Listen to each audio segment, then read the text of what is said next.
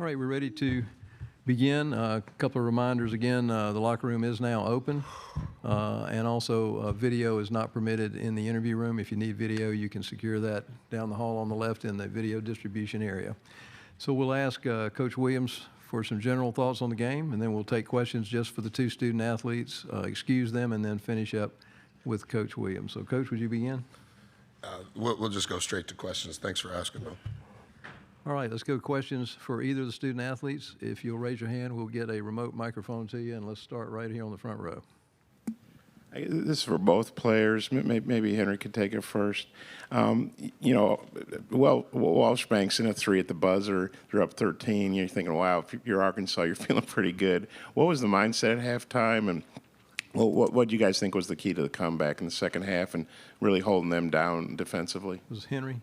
Yeah, if Henry could take it first. Okay. And then I would say none of the guys on the team panicked. Our leaders stepped up and said the right things. Coaches came in and, prepared us for the second half. We weren't really playing Texas A&M basketball in the first half. I thought our ability to get downhill, get to the free throw line, control the glass in the second half was a huge key. And then I think some of the guys that came off the bench, Anderson, Solomon, Dre, came with tremendous energy. They do stuff that's not quantitative. That you're not going to see it in the box score right here. But those guys' energy, how they play defense, how they space the floor on offense, is kind of the reason why we won today. So credit to those guys. Same for Wade. We went into halftime talking about more on the positive side. They hit a 3 at the buzzer off the glass. Can't really control that, so we just went into halftime talking about the things we control, trying to control the controllables. We were doing tremendous on the offensive glass. I think they only had maybe 2 offensive rebounds, so we were doing pretty good on defensive glass too. So just trying to come out in the second half and just continue to control the things we control and put some stops together. Another question on the front row. Wade, I know it's a simple play, but what goes into your kind of reverse drawing the charge? I know you kind of took one there in the second half. And do you feel like even a simple play like that can kind of shift the momentum? Reverse drawing the charge? Where you stop and the guy gets you, yeah. I knew we got to the bonus very, very fast, which was, I think, a big key to the game. And I knew he was trailing me, so I kind of just wanted to stop in my tracks and see how it played out, and we got 2 free throws out of it. All right, let's go to about in the middle, about the third row or so. This one's for Henry. What are your thoughts on that kind of, I think it was an 11-point run you had coming out of the second half that kind of flipped the script and helped give y'all the momentum for the rest of the game? It was amazing. I'm sorry. I thought it was good, but it really wasn't the offensive end. It was the defensive end. We were able to get 3 stops in a row. We were able to kind of turn them over. We were able to start playing Texas A&M basketball. The defense was the offense was a result of our defense. I thought our defense was, locked in the second half. Guys were playing in passing lanes. Guys were willing to take charges and stay in the drive and just do stuff that Texas A&M is known for, and that we practice every day. Let's go to the question on the left side. Wade, take us through your steal with 4.5 minutes left, one end, then drive the length of the floor for the layup as well. I think we were in 5, code or something. Code to 5, and I switched off on one of the bigger guys, one of their post guys, and I just tried to hold my ground, and they shot it and got it back, and I just kind of tried to be a gnat, like his coach always say, and just try to get it out, and then I got it, and we had maybe like a 4-on-3, and we had Dex and Dre running, and they both were athletic guys, so I kind of told them I was gonna throw the alley-oop, and both of the players went with them, and I just tried to finish it. I think we have a question back on the end. There you go. Wade, Smith, number 3, hurt you guys in the first half. I think he had 13. I think he had 3 in the second half. Was there any special emphasis to slow him down in the second half? Just continue to stay in the drive. He's a phenomenal player. He really helps their team. He's very long. Just try to stay in the drive and make it his shots pretty much tougher. Pretty much, that's it. Yeah, let's go back to the front row. Do you have one? Okay, you guys, maybe this is for both. Maybe Henry could take it first. You guys didn't get you guys are obviously leading the nation in free throws made, free throws attempted, so that's your game. And you didn't get your first free throws until 2:20 something left in the first half. Then the second half, you really got to the line, converted. Well, what was the key to that? I would say first to even get to that point, we had to get defensive stops. In the first half, we weren't getting defensive stops, and you don't get defensive stop, you can't really play offense how you want to. And so I think it started on the defensive end. We got our confidence from our defense, and that's just Texas A&M basketball. I think our guards have a unique ability to kind of, use their ball handling ability and get downhill and create, unfair advantages for the bigs and stuff on the other team. And I think that's what the guards did tonight. But it really started on the defensive end. Is that same for Wade? Can you repeat it? Yeah, you guys didn't get your first free throws in the first half till like 2-something left. Only got 2, and then the second half, I think you guys got 22 attempts, and that's obviously the way you guys have played most of the year. You lead the nation in makes and attempts. What do you think was the key to only getting 2 in the first half and then a bunch in the second half, like you usually do? Like Henry said, it started on the defense end. Once we get stops and turkeys, we are able to play in transition, and that's easier to get to the paint and get to the rim. We tried to play off 2 feet and get inside to our big guys like Henry and Jude. They were tremendous, and I come back and getting the fouls, and we just converted at the line. Okay, we've got time for one more question. Let's take it right here on the front row. Yeah, Henry, just there kind of late in the second half, how chaotic did it feel at times? And then in that sense, how important were the 2 timeouts that Coach took there and kind of settled things late in the game? Coach does an unbelievable job of using his timeouts. Credit to his assistants, though, who always give him great assistance on when to kind of call him and when to use him. But credit to him, he kind of slowed us down. People were able to get a breather. I thought the game was a very fast-paced game, very physical game, and everybody just responded. Coach kind of calmed everybody down. Show the plays that we need to run, how many timeouts we had, whose possession it was, and so credit to him and credit to the assistants. All right, we'll excuse the student athletes. You can return to the locker room. Thank you. And we'll continue on with questions for Coach. Let's start right on the end of the front row. Coach, congrats on the win. Last night after Arkansas won, Eric Musselman was really complimentary of you. Nothing but respect, of course. And the way I see it, you two have a similar temperament and energy on the sideline. What's it like coaching against him in a survive and advance type situation? Yeah, I think going into tonight's game, he had won 74% of his games. Incredible job at Nevada. And then what he's been able to do at Arkansas in the 4 years he's been there it speaks for itself. They've been a mirror opponent.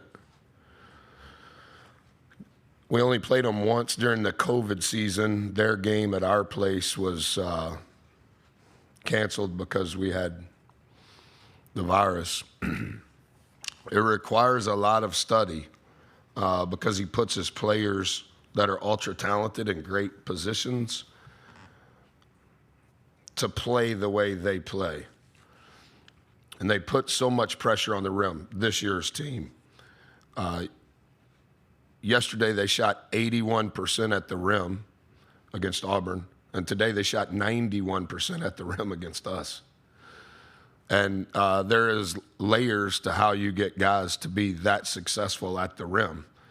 And their talent and his skill, I think, it's the combination of the two. Okay, we get front row here. Just hand the mic on down there. Thanks, Bob. Buzz, so many times this year I don't know how many times you've commented about your team doesn't flinch and pressure situations, but did they take it to another extreme tonight? Yeah, we were not very good in the first half. That's a credit to Arkansas. 4 being in foul trouble, I think, is a little unsettling. We tried to play him offense for defense as best we could. 9 turnovers is not good. 9 block shots is not good. The reason they shot 55% is 18 times we gave them the ball and never got our defense set. And so the compound effect to that is we're playing in a broken floor defensively. They're going to shoot and score at a high percentage. And so now all of a sudden, without 4 playing, now we have to play slower. And so we did a really good job on the glass. I think that we had maybe 9 or 10 offensive rebounds in the first half. So when we didn't turn it over, which wasn't often, and when we didn't get a block shot, which wasn't often, we got an offensive rebound. But we were much more under control, off 2 feet, and being able to get stops so that we can play early offense a little better. We're dependent upon early offense. We're dependent upon offensive rebounds. But to his point, we're also dependent upon free throw makes. If you have that high a turnover rate and that high of a block percentage, you're not going to get offensive rebounds. Very good. And you're for sure not going to get fouled. Go ahead. Yeah, Buzz, I had a two-parter, if that's okay. Hog Stats, the website, he's a really reliable stat Say it guy. one more time. There's a website out there called hogstats.com, and he's super reliable. I want to And- study it. Okay, you can follow on Twitter. And he tweeted out that Arkansas had won 78 straight games and led by 13 or more at halftime, going back to like 2007 or something. I have to look Is it up. that right? Yeah. So obviously, when they bank in a three, and I'm thinking Arkansas's in pretty good shape. Probably a lot of people. I don't know what were you thinking, and what do you think about that stat that they'd won 78 straight, and you guys broke that streak? I didn't know the stat. I think that speaks to the first question. Just really good players and a Hall of Fame coach. We were just out of sorts. I wasn't necessarily, like I told the team, I wasn't necessarily concerned about Arkansas in the second half. I was more concerned about us at least getting in a position to worry about Arkansas. We were never in a groove. That's completely Arkansas. But we had no shot if we didn't get back to more of our identity and more of the recipe that we need to follow. I think our guys understood that. I think there's multiple examples of when things weren't right in a game, after a game, they've had the ability to respond. It doesn't necessarily mean the result is going to work out the right way, but our guys, even though that's not a stat, as a group, their response throughout the season has been phenomenal. Okay, we've got time for two more questions. Let's take the other one right here on the end, and then we'll go to the middle. Hey, Coach, two questions. First, what was the importance of those two late timeouts to you? I shouldn't have used the last one. It was 15.8 when I called it. I was just anxious. And I think when we're more calm, we're better. They have to foul. But it was broken floor, bobbled ball. No, let's stop. I thought the two before that were right, and I thought the execution out of that was good. But the last one, even when I called it, I told Four, I said, my fault. And Jew was saying, no, it's great. And I was like, it's only great if you guys finish this the right way, because it's side out, and we need to throw it towards their basket so we get the 10 seconds in the backcourt. But that's dangerous, particularly when 3 is guarding 4. If you don't complete the pass, it's a layup, and now it's a completely different game. Keep going. And then the backstory on the home run kind of pass to Tyrese. How did you draw that one? Yeah, you've seen that a couple of times. I think we did it twice earlier in the year. I think one was non-conference and one, maybe both of them were conference play. Dre's a quarterback, maybe a better quarterback than combo guard. And if he wouldn't have broke his wrist, I think he would have played football at a high level. We knew they were going to foul, and so we're playing with 4 good free throw shooters. And our press offense is really not designed for 4 guards. And some of the possessions leading up to that, I didn't think we were really sure in our press offense. I want 4 to have the ball, but I thought 4 made some uncharacteristic decisions over the last minute and a half. And then the last time out was when Boots his Baja was out of whack. And so I at least wanted the ball coming towards me. They're more athletic, they're taller, they're longer. We need to get the ball out of there. And I think there was a timeout prior to that. That may have been my 3rd timeout. Oh, it was a review. It was a review. And I just told the guys, hey, we have a name for the call. We have to do this. And Dre, you're the quarterback, and Boots, you're the wide receiver, and you got to complete the pass. Okay, last question on the 3rd row in the middle. Henry talked about it a little bit. What are your thoughts on the energy from Solomon, Andre? And It's so those pure. guys? He's grown up so much, and we've been very reliant on Andy and Solo. I would say throughout the month of February for sure. I thought both of those guys were phenomenal in our first game this month. Andy has continued to find ways to help us that's not necessarily in the box score, and it's a little bit of an accountability thing. I thought Henry and Jew were combined the worst that they had been at Mississippi State. We subbed Solo and Andy in earlier than normal, and they played great. And I think it holds Henry and Jew accountable.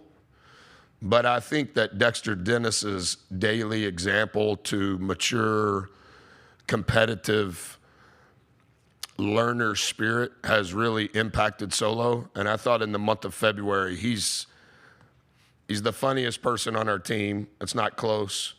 Everybody adores him, but he's had a very good 40 days of growth from a maturity standpoint. Understands the value of a possession, has been very accepting of what we need him to do, and has not tried to get outside of those rails. And I think he had 7 rebounds on last Saturday, which were ginormous. And at that time, Henry and Jew had zeros, 0 defensive rebounds, 0 offensive rebounds. And Solo and Andy were superb. Thank you. Thank you.